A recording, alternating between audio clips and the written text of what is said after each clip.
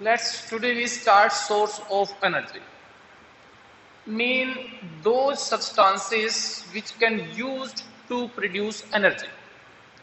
Mean वो material जो energy produce करने के लिए यूज करते हैं. तो write down those substances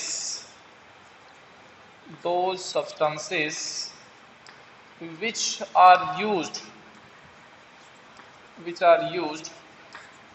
to produce energy is called source of energy.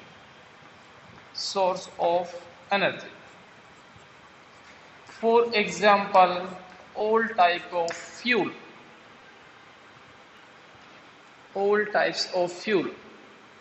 जितने भी फ्यूल्स है सारे के सारे, they are called source of energy. Daily activity के अंदर हम वेरियस टाइप्स के फ्यूल यूज करते हैं इसके लिए एनर्जी प्रोड्यूस करने के लिए. ठीक है, तो उनको बोलते हैं हम सोर्स ऑफ एनर्जी. अब सबसे पहले लेके चलते हैं हम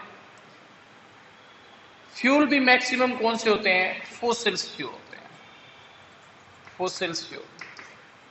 ठीक है, तो अब हम फ्यूल वेरियस टाइप्स के होते हैं. सबसे पहले हम डिस्कस करते हैं कि एक्चुअलिटी में फोसिल फ्यूल होते क्या है.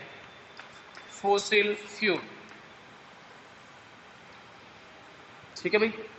तो फोसिल फ्यूल्स होते हैं वो फ्यूल्स जो बहुत लंबे समय बाद में ऑब्टेन्ड होते हैं हमको after the decomposition of plants and animal.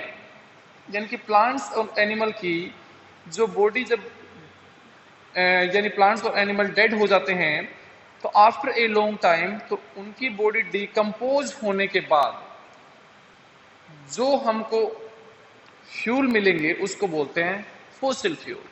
तो लिखिए those fuels which are obtained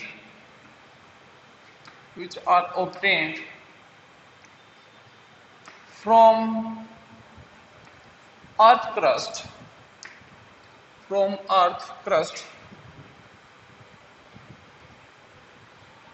by the decomposition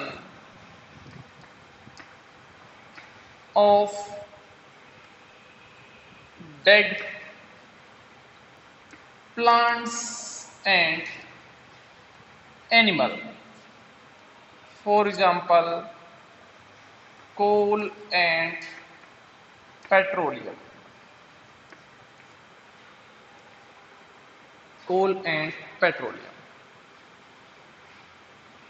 ठीक है.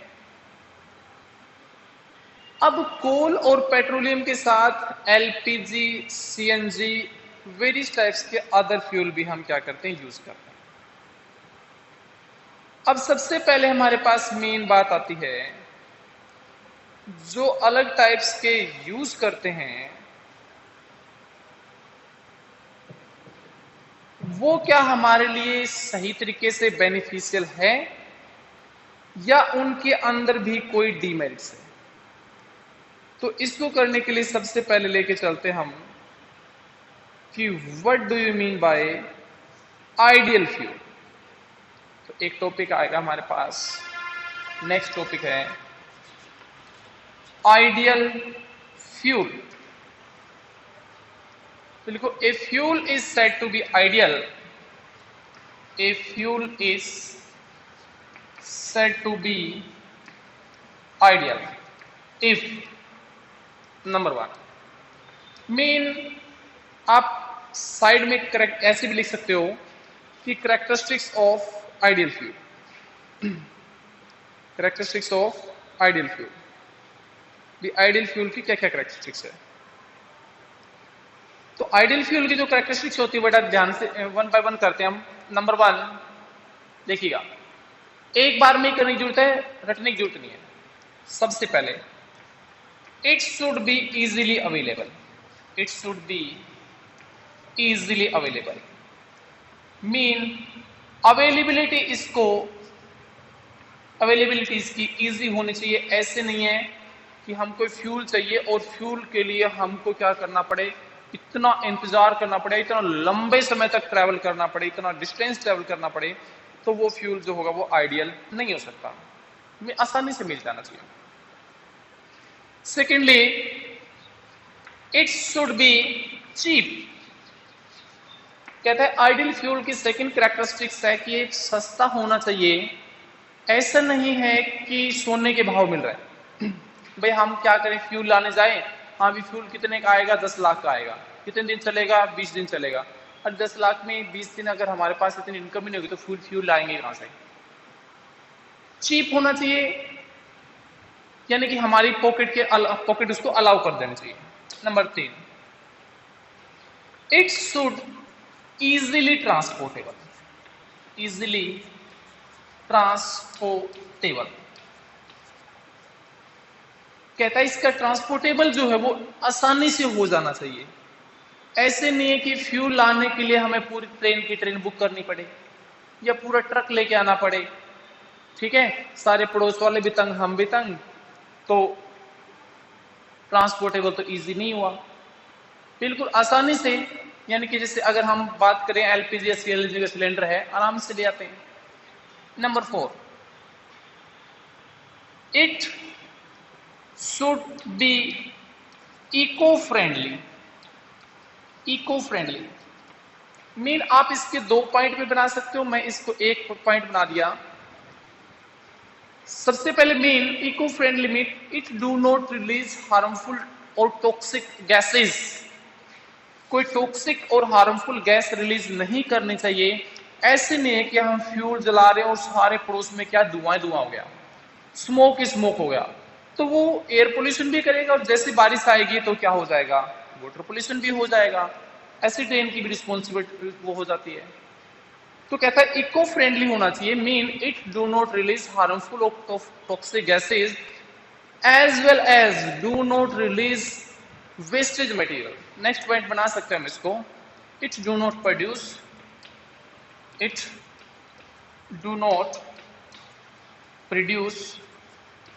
Wastage material.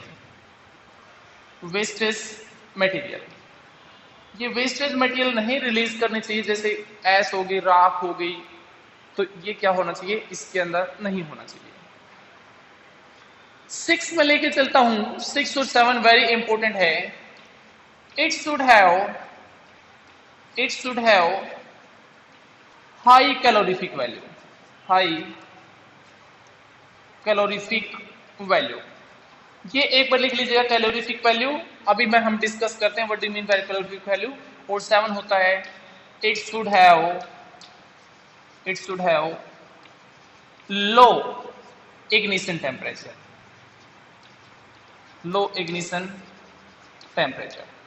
इसका टेम्परेचर जो है वो क्या हो जाना चाहिए, लो हो जाना चाहिए, इग्निशन टेम्परेचर। यहां पर हमारे पास 2 डेफिनेशन आ गई है, एक ignition temperature and second is calorific value. तो पहले हम क्लोरीफिक वैल्यू और इसकी दोनों की डेफिनेशन डिस्कस कर लेते हैं, then we will on next topic. तो सबसे पहले होता है हमारे पास इग्निशन टेम्परेचर। मीन देखिएगा बेटा, अगर मैं किसी वुड को बर्न करना चाहूं तो इजीली से बर्न नहीं होगा। उसको क्या करना पड़ेगा, पहले मेरे को एक पर्टिकुलर टेम्परेचर देना पड़ेगा, फिर वो जलना स्टार्ट होगा। लेकिन वही बात मैं एलपीजी की करूं तो एलपीजी जो आराम से, सीएनजी जो है वो बिल्कुल थोड़ी सी स्पार्किंग से ही क्या हो जाता है, बर्न होना स्टार्ट होता है। तो जिस टेम्परेचर पे कोई सब्सटेंस बर्न होना स्टार्ट होता है उसको बोलते हैं उसका इग्निशन टेम्परेचर। तो लिखिएगा, the temperature at which any fuel start burn, जिसके ऊपर कोई फ्यूल बर्न होना स्टार्ट हो जाए उसको बोलते हैं, उसका क्या, इग्निशन टेम्परेचर, बर्निंग पॉइंट जिसको बोलते हैं। एक हीट माचिस की तिल्ली से भी हम क्या करते हैं, एक कागज को जलाता हूं तो पहले माचिस की तिल्ली देके हीट देता हूं, हीट देने के बाद वो क्या होता है, बर्न होना स्टार्ट होता है।